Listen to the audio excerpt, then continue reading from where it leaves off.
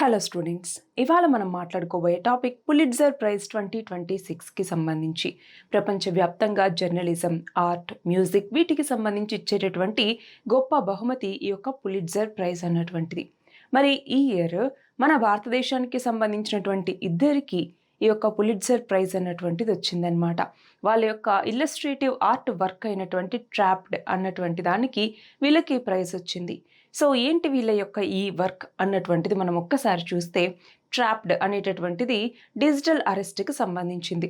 So ఇవాళ వీళ్ళ యొక్క వర్క్ ఏంటి, అసలు డిజిటల్ అరెస్ట్ అంటే ఏంటి, దీనివల్ల ఎలాంటి పరిణామాలు ఉంటాయి, అలాగే ఈ డిజిటల్ అరెస్ట్ నుంచి బయటపడడానికి ఎలాంటి ఇనిషియేటివ్స్ మన భారతదేశం తీసుకొచ్చింది, ఇవన్నీ కూడా మనం తెలుసుకుందాం. సో ఫస్ట్ ఆఫ్ ఆల్ ఏ కంటెక్స్ట్లో మనం దీని గురించి చదువుకుంటున్నాం అంటే, ఇండియన్ ఇల్లస్ట్రేటర్ అయినటువంటి ఆనంద్ ఆర్కే, అలాగే ఫ్రీలాన్స్ ఇన్వెస్టిగేటివ్ జర్నలిస్ట్ అయినటువంటి సుపర్ణ శర్మ, వీళ్ళిద్దరూ కూడా ఈ సంవత్సరం పులిట్జర్ ప్రైజ్ని గెలుచుకోవటం జరిగింది. సో ఏ కేటగిరీలో చూడండి, ఇల్లస్ట్రేటెడ్ రిపోర్టింగ్ అండ్ కమెంటరీ అన్నటువంటి కేటగిరీలో. సో వాళ్ళ యొక్క వర్క్ ఏంటి అంటే ట్రాప్డ్ అన్నటువంటిది ఇండియాస్ డిజిటల్ అరెస్ట్ స్కామ్కి సంబంధించి వీళ్ళు చేసినటువంటి ఇల్లస్ట్రేటివ్ వర్క్ ఇది. సో ఒకసారి ఇక్కడ చూడండి, పులిట్జర్ ప్రైజ్ గురించి చూస్తే దీన్ని ఏ సంవత్సరంలో ఎస్టాబ్లిష్ చేశారు అంటే 1917వ సంవత్సరంలో. So Hungarian American newspaper magnate అయినటువంటి జోసెఫ్ పులిట్జర్, ఈయన యొక్క పేరు మీదట దీనికి పులిట్జర్ ప్రైజ్ అన్నటువంటి పేరుని పెట్టడం జరిగింది. సో ఇక్కడ చూడండి, జర్నలిజం, లిటరేచర్, మ్యూజిక్ వీటన్నింటికి సంబంధించి ఈ యొక్క పులిట్జర్ ప్రైజ్ని ఇస్తారనమాట. ఇందులో మొత్తం 22 కేటగిరీస్ ఉంటాయి మనకి, లిటరేచర్, డ్రామా, అలాగే మ్యూజిక్ వీటన్నింటికి సంబంధించి. సో అందులో ఈ ఇల్లస్ట్రేషన్ అన్నటువంటిది కూడా ఒకటి. మరి చూడండి, పులిట్జర్ ప్రైజ్ని అమెరికా యొక్క కొలంబియా యూనివర్సిటీ అన్నటువంటిది అనౌన్స్ చేస్తుంది అనమాట. సో పులిట్జర్ ప్రైజ్ బోర్డు అన్నటువంటిది ఉంది, ఇది సెలెక్ట్ చేస్తుంది. అయితే మొదటిసారిగా మన భారతదేశానికి సంబంధించి జర్నలిజంకి పులిట్జర్ ప్రైజ్ అన్నటువంటిది రావటం జరిగింది 1937వ సంవత్సరంలో. ఎవరికి అంటే గోవింద్ బెహరీ లాల్, ఈయన గదర్ పార్టీకి సంబంధించినటువంటి వ్యక్తి, అలాగే ఇండియన్ అమెరికన్ జర్నలిస్ట్ కూడా. ఈయనకి తొలిసారిగా ఈ యొక్క జర్నలిజంలో పులిట్జర్ ప్రైజ్ అన్నటువంటిది రావటం జరిగింది. అలాగే ఇల్లస్ట్రేటెడ్ రిపోర్టింగ్ మరియు కమెంటరీ అన్నటువంటి కేటగిరీలో ఈ సంవత్సరం మనకి ఈ యొక్క పులిట్జర్ ప్రైజ్ అన్నటువంటిది వచ్చింది. సో వీళ్ళ యొక్క వర్క్ ఏంటి అసలు అంటే చూడండి, ట్రాప్డ్ అన్నటువంటిది. సో ఇందులో ఏంటి అంటే డిజిటల్ అరెస్ట్కి సంబంధించి ఇక్కడ ఒక కేసు అన్నటువంటిది రన్ అవుతూ ఉంటుందన్నమాట. సో ఒక న్యూరాలజిస్ట్ ఉంటారు, వాళ్ళని డిజిటల్ అరెస్ట్ స్కామ్లో ఇరికించడానికి చేసేటటువంటి ప్రయత్నం ఏంటి, వాటన్నింటికి సంబంధించినటువంటి ఒక ఇల్లస్ట్రేటివ్ వర్క్ ఇది. సో ఈ ప్రాజెక్ట్ని బ్లూంబర్గ్లో పబ్లిష్ చేయటం జరిగింది. సో అందులో ఈ యొక్క డిజిటల్ ఫ్రాడ్ అంటే డిజిటల్ అరెస్ట్కి సంబంధించినటువంటి ఫ్రాడ్ ఏంటి, సర్వైలెన్స్, స్కామ్ నెట్వర్క్స్ వీటన్నింటి మీద కూడా ఈ పబ్లికేషన్ అన్నటువంటి జరిగింది. సో ఈ ట్రాప్డ్ అన్నటువంటి ఇల్లస్ట్రేటివ్ ఆర్ట్ వర్క్కి ఈ పులిట్జర్ ప్రైజ్ వచ్చింది. సో డిజిటల్ అరెస్ట్ అంటున్నాం. ఏంటి డిజిటల్ అరెస్ట్ అంటే, డిజిటల్ అరెస్ట్ అనేటటువంటిది ఒక సైబర్ స్కామ్.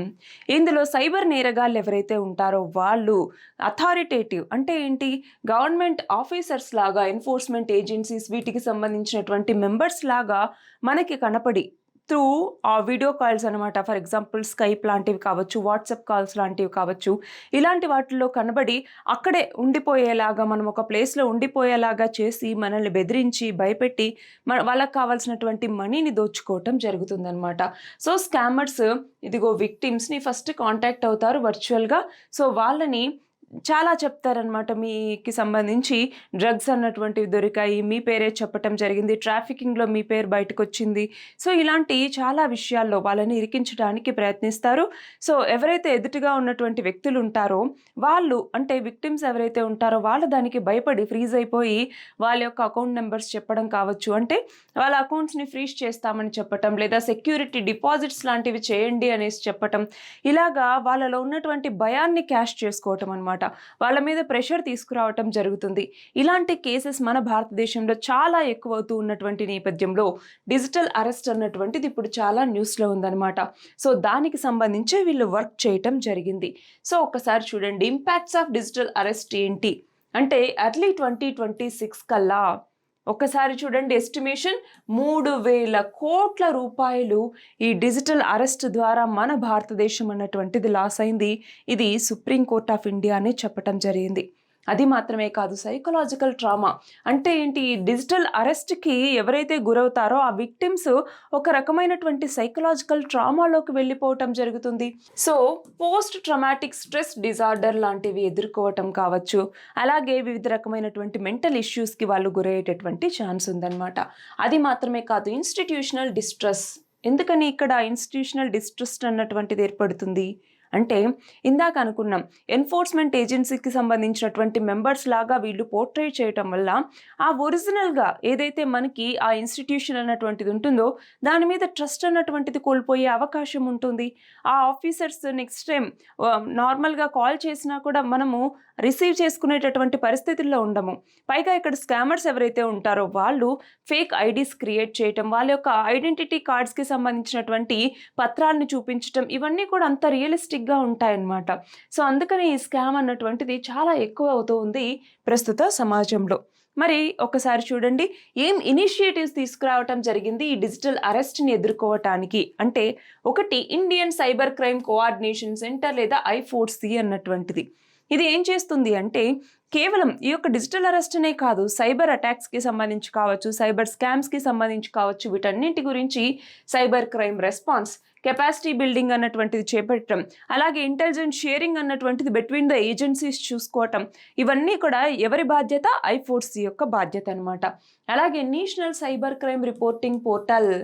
సో ఈ పోర్టల్లో బాధితుడు ఎవరైతే ఉంటారో వాళ్ళు ఫిర్యాదు చేయవచ్చు అనమాట పోలీసులకి. అలాగే citizen financial cyber fraud reporting system అని చెప్పేసి దీని కింద ఒక హెల్ప్ లైన్ని తీసుకురావటం జరిగింది. అదే 1930. దీనికైనా హెల్ప్ చేసి వాళ్ళ యొక్క ఫిర్యాదు ఏంటి అన్నట్టుగా చెప్పుకోవచ్చు అనమాట. అలాగే digital personal data protection act 2023.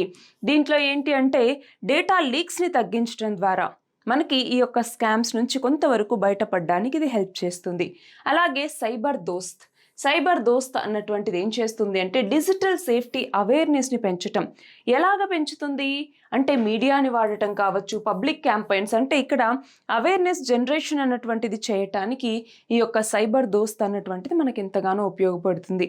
So ఇవన్నీ కూడా డిజిటల్ అరెస్ట్ నుంచి బయటికి రావటానికి, వీలైనంత వరకు డిజిటల్ అరెస్ట్ స్కామ్స్ని తగ్గించడానికి మన భారత ప్రభుత్వం తీసుకున్నటువంటి ఇనిషియేటివ్స్ అనమాట. సో డిజిటల్ అరెస్ట్ అన్నటువంటిది ఇప్పుడు సైబర్ ఏవైతే నేరాలు అన్నటువంటివి జరుగుతూ ఉన్నాయో వాటిలో చెప్పుకోదగినటువంటి నేరాల్లో ఈ డిజిటల్ అరెస్ట్ అన్నటువంటిది కూడా ఒకటి. సో దీని మీద చేసినటువంటి ఇలస్ట్రేటివ్ వర్క్ అయినటువంటి ట్రాప్డ్ అన్నటువంటి దానికి ఈ సంవత్సరం పులిట్జర్ ప్రైజ్ అన్నటువంటిది లభించింది. సో ఇది వాల్టి మన article. All the very best and thank you very much.